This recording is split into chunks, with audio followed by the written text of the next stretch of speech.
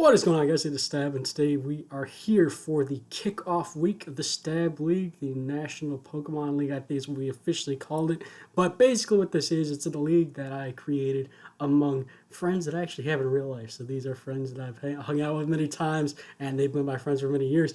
And they were actually very receptive to wanting to join a Pokemon League. So it's going to be a lot of their first experiences battling-wise, and competitive experience-wise, I will definitely have an advantage. But as you can see on your screen there with the team overview, all of these teams are very, very solid. So it's not going to be a 10-minute team and just wing it as far as the battle. There is going to have to be some planning just because the teams are that good. We are kicking off week 1 against Alyssa, who is right over here with her team. But before we do that, I'll do a mini, very, very quick draft analysis because I didn't upload a full one. But basically, going in the draft, what I wanted to do was I wanted to make a core around Victini, Azumarill, and Mega Lopunny. A nice rabbit offense core. Now, had I known these teams would be so good, I would have tried to build a more legitimate I would have had a more legitimate team play. Not to say this team isn't really good, because as I read off the module, we'll see. But I went from a creative thing to... I was actually very proud of my friends and the fact that they were able to make very, very solid teams for the league. I did provide them with a lot of notes, but still, they took the notes and they converted it into a nice team. So, without further ado, our team this season will be Victini, Excadrill, Azumarill, Crocodile, Crobat, Tyranitar, Greninja, Jolteon, Tangrowth, Salamence, and Mega Lopunny. Now, the cool thing about this team here is right here in this sector, you see Greninja. Greninja is actually unrestricted in our league, so I can have Protean. I can have all my moves to take advantage of Protean. I can have my Oros moveset with all the move tutors, which makes Greninja really viable. But yeah, I'm actually really excited about this.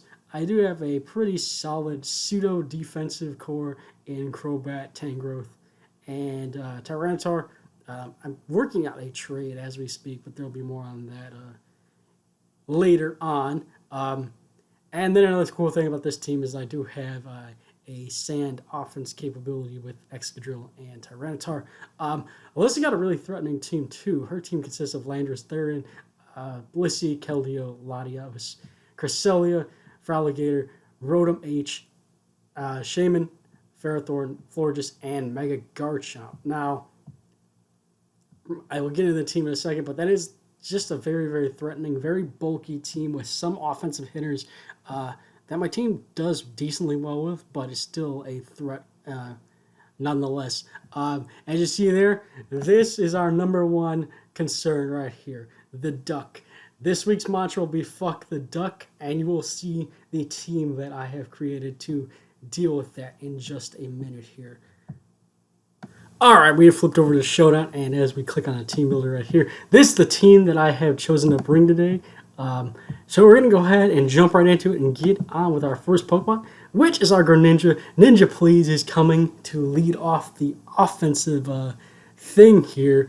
Well, offensive thing. But offensive core for this week. And Greninja just does a lot to her team. This was actually the first one that I knew I wanted to bring this week, as, like I said, it does with very simple moves. It puts in a lot of work, and we have one utility move we'll go over in a second. So we have our Life Orb for our maximum offense output, our Protean, because why not? Why we wouldn't take advantage of that ability if you have it, which, of course, if you know what Protean does, which people in the league who will be watching this probably actually don't. Any move that I go for, I automatically transform from a Water Dark type, which is Greninja's regular typing, to the typing of that move. So if I use Skull, I become a pure Water type. If I use Dark Pulse, I become a pure Dark type. If I use Ice Beam, pure Ice type, and the like. So, moves-wise, we have Scald, Dark Pulse, and Ice Beam as the offensive moves. And we flip right over here. I think you guys can still see this. Later see Ice Beam. Blissey, we are not stinging on. Keldeo, we are not stinging on. Latios takes a Dark Pulse. Cresselia takes a Dark Pulse. Feraligatr does not appreciate Dark Pulse. Rotom Heat takes Scald. We have Ice Beam for Shaman. We have... we technically hit this with Ice Beam, but this is what our other move is for. Florges, if it's physically defensive, which it might be... Doesn't appreciate a Scald, especially if I burn it. I can wear it down pretty easily. And then we have Mega Garchomp that straight up dies to Ice Beam. The last move over here is Taunt. Now, I have had Taunt for a couple of reasons. Number one, Taunt is to stop the Ferrothorn right here from getting up hazards. I do have defog my Crobat, spoiler alert, but I also would not appreciate having to switch on it in and then get rid of all those moves. It also stops her from leading off with the Ferrothorn against my Greninja, although I wouldn't stay in and clicking T-Wave and paralyzing one of my threats. So that's another reason. We also have Taunt for the Cresselia. If it's a Calm Mind variant, we can stop that pretty easily. She does have to run Moonblast because I do have 2 Dark types on my team. So actually 3, but I mean, well, yeah, 3. But the point is, she can't run Mono Psychic and a recovery and a Thunder Wave, but if she does choose to bring Thunder Wave, we can't afford Greninja to take a Thunder Wave, so that's just really nice. It also stops Florges from healing wishing, not healing wish, but just regular wishing up if that does happen to be the case, and like a random Swords Dance Landorus too, which I don't expect to come, number 1, and number 2, I don't know why you try to set up on Greninja anyway. But yeah, that's basically what Taunt is for. EV spread, pretty simple. We have max special attack just to hit as hard as possible. Timid with 160 allows us to outspeed the fastest thing on her team, which is the Latios. If you notice for her team is actually very, very slow. Latios is the fastest thing. Then you drop down to Keldeo, and then it drops down to Garchomp, Shaman, Garchomp, and then Landorus, I believe. But as you see, she has one base 10, 108, and then 100, and then the rest is pretty slow. So don't need much speed, but it's good to outspeed a lot. And then we just have the extra in 88 in HP for some additional bulk here. So joining Greninja will be Ronda Rousey, the Mega Lopunny. We have Limber to stop bullshit, basically, like Cresselia, Thunder Wave, Ferrothorn, Thunder Wave, just the things that I can come in. Because if I can come in on Ferrothorn with this, it can't really do much to me, bar Thunder Wave, which I won't be able to actually do because of my Limber ability pre-Mega. Running a very standard set attack-wise, we have Fake Out, High Jump, Kick, Return, and Ice Punch. If we look at her team again, I originally wanted to bring Drain Punch just for some survivability. I could get a lot of damage off on the Blissey and the Ferrothorn, but at the same time, Drain Punch didn't kill Blissey, and I didn't want to hold a Thunder Wave in case it didn't kill. I think it actually did have a chance to kill, but it was like I would have to get like a max roll, I believe, and I don't think it killed max defensive anyway. Fake Out, Return, and Ice Punch. So obviously we have Ice Punch for Landorus, Ice Punch for Latios, even though Ice Punch plus Return will knock that out pretty easily. Ice Punch for the Shaman, even though Return does more. And then Ice Punch for Mega Garchomp. The nice thing about Mega Garchomp is that I don't have to worry about Rough Skin after it Mega Evolves, so I can just straight up click Ice Punch with pretty much no drawbacks whatsoever. Return pretty much hits everything else. 2 kills Keldeo, 2 kills Lottie, 2 kills Fraligator, Rotom Heat will die, Shaman dies. Yeah, that's basically it for Lopunny attack-wise. As you see here, we obviously have our Megas done, so we can Mega Evolve. Maximum attack Adamant, because, like I said, Lottie's her fastest thing, so I don't really have to worry about Jolly. We do have 180 speed just to put... hit 351, I believe, just to be as faster than Lottie. The remaining in 72 HP and then 4 in defense, just for some added bulk-wise. Next, we got Free Danza. It has finally happened. I wanted to draft Crobat and name it Free Danza for so long, but we're finally able to do that. We are holding the Black Sludge with the Infiltrator ability. I will discuss those in a second. But as you see here, our moveset is Brave Bird, Toxic, Defog, and Roost. If you look here, her team is pretty much beaten down by Brave Bird. She only has 2 resists, one being the Landorus. Well, Landorus doesn't resist it, but it can intimidate me. And then the Rotom Heat, which I wouldn't stay in on anyway. Toxic is pretty much for all of her bulky things. I can potentially, if it's a choice card of Landorus and it tries to Earthquake my Lopunny, I can go for the I can switch into Crobat and go for the Toxic, get some residual damage on that. Number one reason for Toxic, though, is by far Toxic in the Crest. I can live any Psychic move it wants to go for unboosted, so I believe I'm not too KO'd by Psychic, and Psyshock has a pretty good chance to 2 KO me, but it's still not guaranteed. What else? Roost just for some recovery, and then Defog to get Stealth Rocks, Spikes, and whatever else off the field. I do have Stealth Rock on my team, but it's not going to be as important as it will be for her because she doesn't have the offensive threats to keep up with me. As you see here, we're carrying Adamant Nature just to hit as hard as possible. I can't really revenge kill the Lottie, as you'll see in a second, but I'm running near max HP, 56 with def, just to kind of wall the Keldeo a little better. If it's not specs, it can't 2 KO me with anything that it could have. And 204 speed, outspeeds max speed Keldeo. Reason I have Infiltrator is actually, in case she's a sub Calm Mind Keldeo, I can infiltrate the sub, and she'll be losing around 17% because she'll get around 8 back from leftovers if she is that. If she's Life Orb sub, which would be really weird, sub Calm Mind, that'd be really weird. She's not getting that back. But the point is, she will take damage from her substitute, and then I'll be able to hit her again through the substitute because I'm Infiltrator. And I'm pretty sure, I don't remember the exact count, but I'm pretty sure it actually dies if it's not like max HP or anything like that.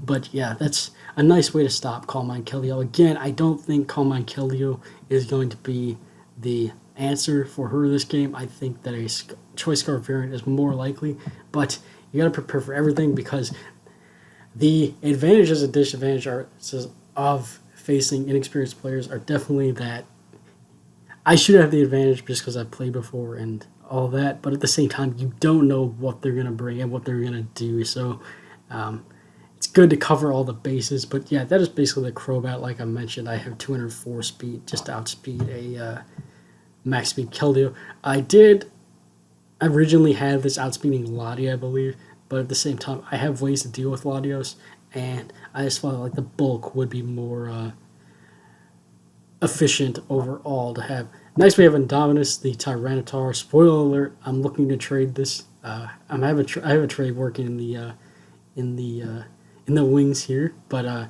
trades of free agency don't actually take effect till week 2, so we're stuck with the team we drafted for right now. Pretty interesting Tyranitar set. Now, I've never actually used Tyranitar in draft format, but I have seen it used before, and it has a lot of things going for it. It has really nice bulk, it has nice attack stats on both sides, and it has a lot of different things it can do move pool-wise. As you'll see here, we have the Unnerve ability. Now, the reason we have Unnerve is because she has a Mega Garchomp with the Sand Force ability, and we're not trying to give this free sand to do more damage to our team. So we're carrying a nice Unnerve, and plus, if she were to carry some sort of berry, like, I don't know, a Koba berry for Crobat on the Keldeo, could be efficient. We do have the Chaba Berry. Reason for Chaba Berry is actually for Landorus, and as weird as that sounds, here's why. Now, Landorus T has access to Superpower. On my team, I do have an Excadrill, I do have a Crocodile, I do have a Tyranitar, the Greninja, and the Mega Lopunny. Now, those are all reasons why she might opt for Superpower. What's nice about Superpower is I can handle this thing, I can take a hit from it, and go into my Tyranitar and fire off an Ice Beam and potentially, well, at 2 kills no matter what, but you never know what kind it might be. Also, if it's Choice Scarf Superpower, which would actually be, I think, a pretty terrible set just because I do have ways to take advantage of that, but I can adjust off of that pretty easily. Moves-wise, we have Stealth Rock.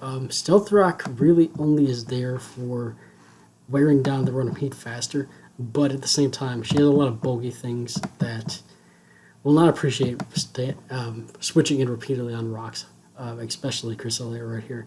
Again, we are trying to make that thing as little threat as possible, and that's the best way to do it. Now, we do have Pursuit. Originally on this set, I had Crunch and Stone Edge over these two moves. Now, Pursuit is better because Lottie won't stay in on Tyranitar regardless, and I have this slot over Stone Edge to originally hit Roden Pete, but Roden Pete's faster than me, and I didn't want to take a Will-O-Wisp anyway, so we have Fire Blast, and this is kind of a bulkier lure tar with these last two moves. So Fire Blast is to hit, obviously, the Ferrothorn. I actually gotta couch that again, but I think it dies. But yeah, nice way to catch Ferrothorn and stop it from setting up hazards.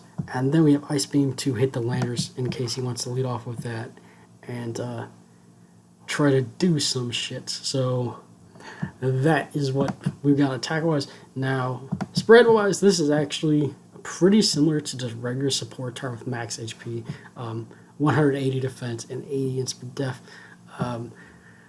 I switched them around just because, number one, Draco, with this amount of investment, does not OHKO me, and then she wouldn't stay in, especially turn 1, because I could be Scarf Tar and just beat Lottie into the ground.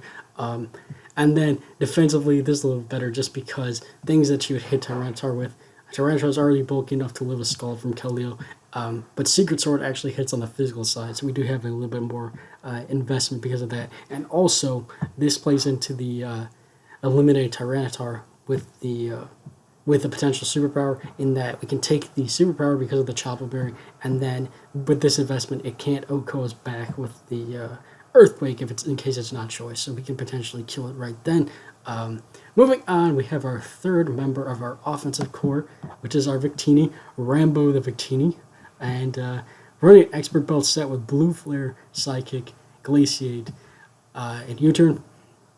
Now, the reason we have Blue Flare, well, actually, the reason I didn't want to bring a physical set was because if you look at our team again, Landorus intimidates me, defensive Cresselia can take one, Rotom P can even take one, not well, but it can take it. Potentially, Garchomp, if it's like a defensive Mega Garchomp, can take it. I would get hit by the Rocky Helmet Rough Skin of the, well, not the Rocky Helmet, but I guess it could, no, it couldn't be. Not Rocky Helmet, but Rough Skin in its regular form. So it's just a way for me to take residual damage. Also, if we can manage to burn Landorus, that'd be really good. If we manage to burn Cresselia, it won't be as good as getting a Toxic on it, but it'll still wear it down a little bit. In case Florges is the switch into Victini, which wouldn't make sense at all, we can burn that. So basically added bird chance plus the fact that we're not getting affected by Intimidate or a potential like Rough Skin, Rocky Helmets, or anything like that, is a better option to go over with the special set instead of a physical set. Next we're carrying Psychic. She doesn't have anything that takes a Psy Shock. Well, actually, I might want to change this to Psy Shock. Yeah, I think I'm actually going to change this to Psy Shock because she has Blissey, and Keldeo's physical defense is weaker, and yeah, but it should still kill. Actually, I know Psychic kills Keldeo, so I guess that would be kind of a toss-up, but I don't know. I'll think about it. Anyway, and then our third move is Glaciate. Glaciate is there for things like Landorus, Latios, I guess, and then maybe, well, definitely Mega Garchomp. Now, the thing I got to be careful of when we go over the EVs is that, well, U-turn is there just for, like, momentum. Like, if she wants to bring Cresselia in on this, which she definitely could, because I really don't have anything to hit it on this set, I can just U-turn into something else on that. Probably Greninja or Tyranitar, or even, that might be a way to get Toxic for free before she tries to Psychic the Crobat. So, EVs-wise, we have max special attack, a timid nature with 192 EVs, allows us to hit 312, which outspeeds Jolly, or Naive if she wants to run mixed. Mega Garchomp, the thing I have to worry about is Megas don't get in their Mega Speed till the second turn, so while she is Mega Tyrant, while she's regular Garchomp, I can't afford to stay in on that. I have to wait for her to Mega Evolve first, because it will still outspeed me, and then it'll probably kill me with Earthquake, and then the 64 are just in HP for some nice bulk. And then lastly we have Santa Christ, the Tangrowth, Assault Vest Regenerator to make it as useful pivot as possible, longevity wise. Moves, we are carrying Giga Drain, Hidden Power, Ice, Knockoff, and Poison Jab. what did I want to say with this? Giga Drain is nice. It 2 KOs Keldeo. It gets some solid damage on Landers. It 2 KOs for Alligator. And yeah, we just get health back in general. Knockoff is a great utility for our team. She can't actually kill me with Draco Meter after I knock off her potential Life Orb. We can knock off Cressella's Recovery. We can knock off Ferrothorn's Rocky Helmet. And we can knock off Landress's item. Landress is going to be a very, very important wild card for her team as far as us figuring out what set it is before we proceed in the game. Knockoff Hidden Power Ice is for, I guess, Lottie and Shaman to an extent, even though Poison Jab does more to Shaman. It's more so for the Mega Garchomp. Even without really any investment, we can easily knock that out after it takes a little bit of damage from another attack or even just a rock switch in. Poison Jab is the last move. It's our best chance at Florges. Originally I had Sludge Bomb, but Poison Jab does a little bit more, so we just went with that instead. EVs wise, we have near max HP, 100 in defense with a relaxed nature. Allows us to take an Ice Punch for Alligator and knock it out with Giga Drain. Then we have 160 in...